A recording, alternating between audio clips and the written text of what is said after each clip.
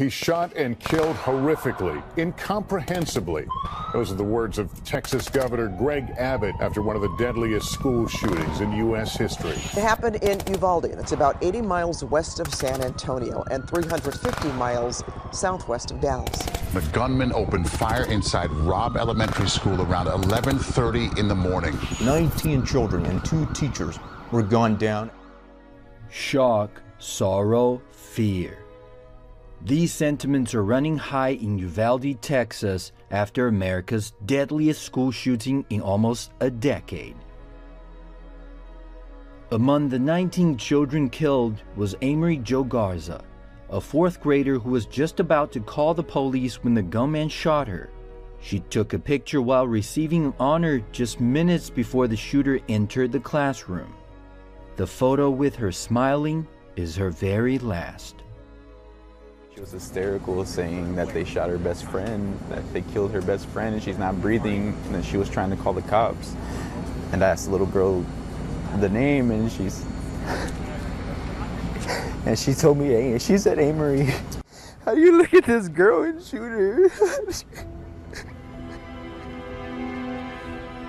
Americans are no strangers to shootings, but this one has shocked the whole country.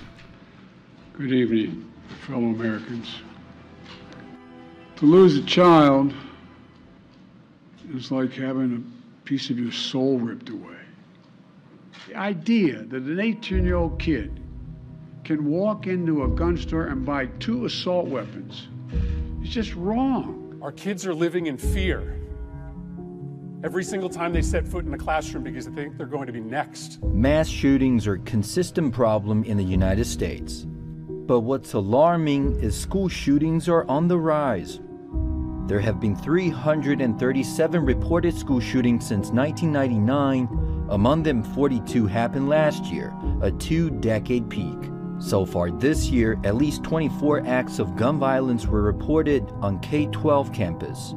Data from the New England Journal of Medicine shows that in 2020, firearm injuries have overtook auto accidents as the major cause of deaths in children. One of the children that survived mentioned just that they were now afraid to go to school, and that was actually more on their mind than their school. So that is a very big problem, and it affects every child in this country.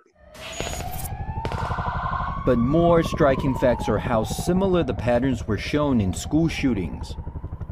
19-year-old Nicholas Cruz entered Douglas High School in Parkland, Florida, and opened fire with his legally purchased AR-15. In less than 4 minutes, 14 students and 3 staff members were shot to death. It triggered a new round of protests against gun violence all over the states.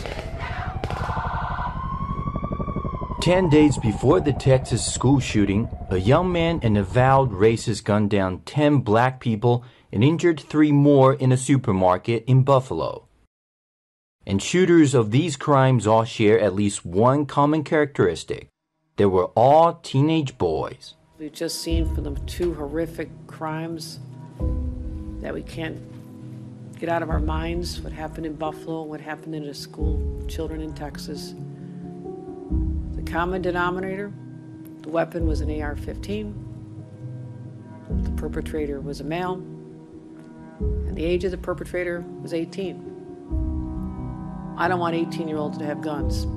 The Washington Post database shows that perpetrators behind school shootings have gotten younger. Most of them are under the age of 18. The median age is just 16.